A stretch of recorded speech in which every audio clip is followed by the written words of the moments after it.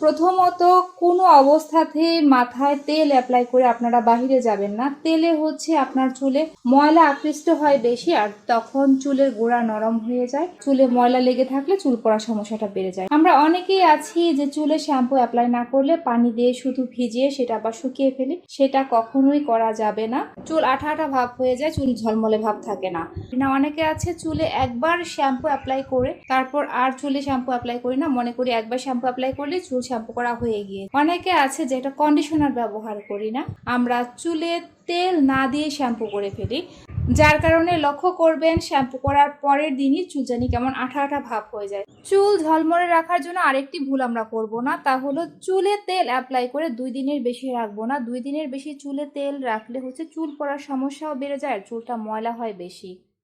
So এই কাজগুলো আমরা করব না, তাহলে দেখব যে আমাদের চুল সুন্দর ঝলমলে থাকবে।